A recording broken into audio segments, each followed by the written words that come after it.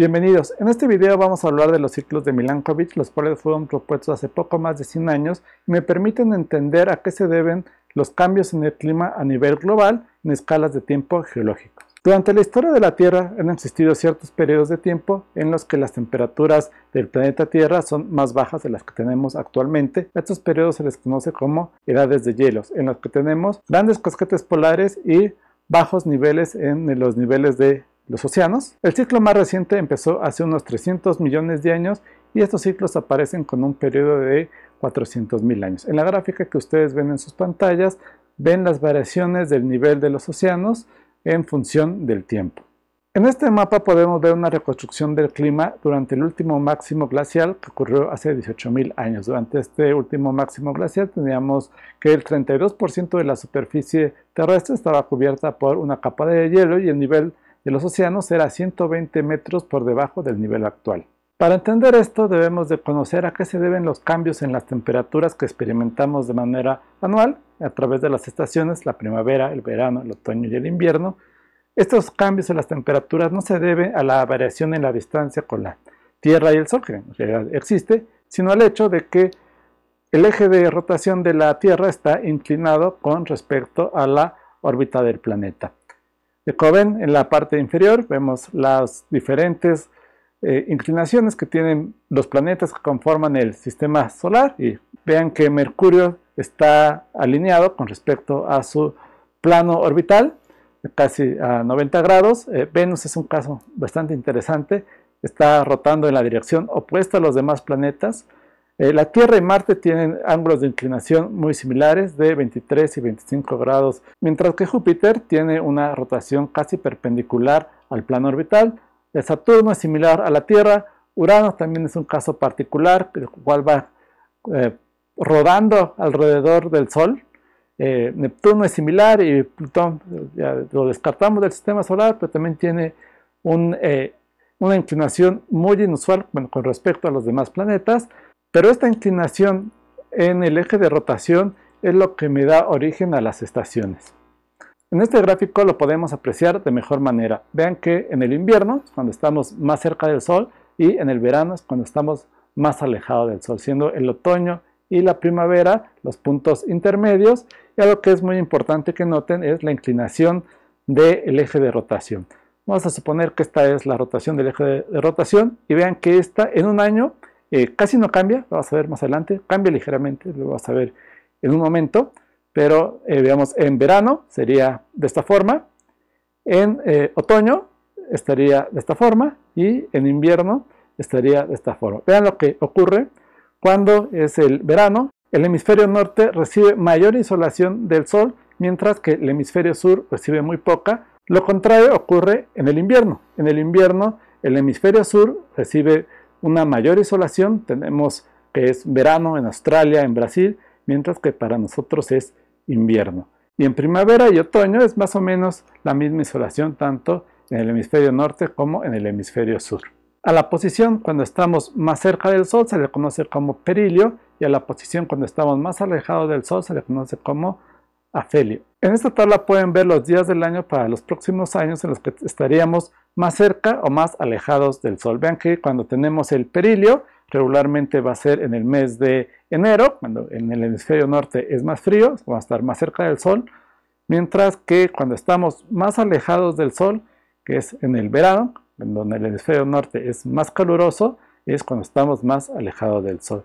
Entonces, como ven, no hay ninguna relación entre la distancia entre la Tierra y el Sol y las estaciones que percibimos cada año. Veamos ahora en qué consiste la hipótesis de Milankovitch. Milankovitch en 1920 propuso que estos cambios de glaciación y desglaciación son debidos a cambios orbitales, en particular a tres, que él llamó precesión, oblicuidad y excentricidad, y estos cambios me va a dar cambios en los niveles de insolación en los hemisferios norte y sur, lo cual se va a reflejar como un cambio a nivel global en escalas de tiempo geológico.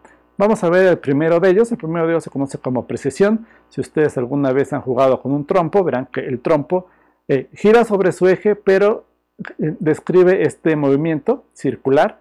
Este movimiento circular se le conoce matemáticamente como precesión y en el caso de la Tierra tarda 26.000 años. Es decir, En 26.000 años la Tierra no hace esto. Se imaginen que este es el eje de inclinación de la Tierra. No va a estar siempre viendo hacia el Sol, sino va a generar este movimiento, pero no en un año, sino en 26.000 años. Entonces yo tendría que darle 26.000 vueltas al Sol para que vuelva a la posición original. Esto se le conoce como precesión. Actualmente el eje de rotación de la Tierra está apuntando hacia la estrella de Polaris y es de 23 grados y medio. Esta ilustración es muy interesante porque me indica cómo van cambiando las estaciones en escalas de tiempo geológico. Bueno, en realidad son de unos cuantos miles de años, pero actualmente cuando estamos en el punto más cercano al Sol, cuando estamos en el perilio, vamos a tener en el hemisferio norte, que es invierno. Hace 5.500 años tendríamos la primavera y hace 11.000 años tendríamos el verano, en el mes de enero, que actualmente es invierno. Además del movimiento de precesión, existe otro movimiento mucho más sutil que acompaña a la precesión, que se conoce como nutación de Euler. Aunque este es un modelo netamente teórico, propuesto por uno de los grandes matemáticos de la historia, Leonardo Euler. Él propuso este modelo al darse cuenta que los momentos de inercia no iban a ser iguales debido a que no tenemos una Tierra esférica, tenemos una Tierra elíptica, como lo vimos en videos anteriores.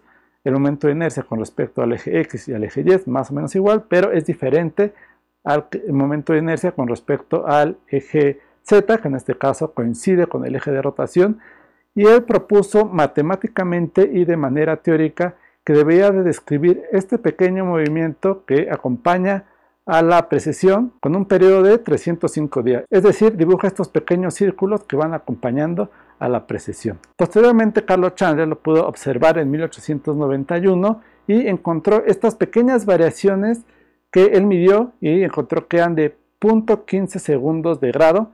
En la tarea de esta semana tendremos que encontrar cuánto es en metros 0.15 segundos de grado, y él encontró que estas variaciones que Euler había propuesto que deberían de durar 305 días, él las observó que tiene una duración de 433 días. ¿A qué se debe esta diferencia entre el valor teórico propuesto por Euler y el valor observado por Chandler? Es debido a que la Tierra no es rígida, lo que había propuesto Euler, es elástica y va a tener ciertas variaciones debido a los cambios en las estaciones y principalmente al descongelamiento anual que se da en los polos. El siguiente parámetro orbital es la oblicuidad, la cual se ve reflejada por un cambio en el eje de rotación que va desde los 24.5 grados a los 21.5 grados. Este movimiento toma alrededor de unos 41.000 años, es decir, tarda 41.000 años de pasar de 21.5 grados a 24.5 y de regreso actualmente tenemos que es 23.5 grados. Y estas pequeñas variaciones también me van a dar un cambio en los niveles de insolación de los polos. Y por último tenemos la excentricidad. La excentricidad es cambios en la forma de la órbita. 0 significa que es una órbita circular y un valor diferente de 0 refleja una órbita elíptica. Este valor va a variar entre 0 y 0.06. Actualmente tenemos 0.017 y va a tener dos periodos dominantes de 100.000 y 400.000 años. Estos cambios en la forma de la órbita se deben principalmente a los dos grandes planetas que conforman el sistema solar, que es el planeta de Júpiter y Saturno, que son los que causan estas variaciones en la excentricidad, que tiene dos periodos dominantes de 100.000 y 400.000 años. Como resultado, la radiación solar varía con diferentes amplitudes y periodicidades.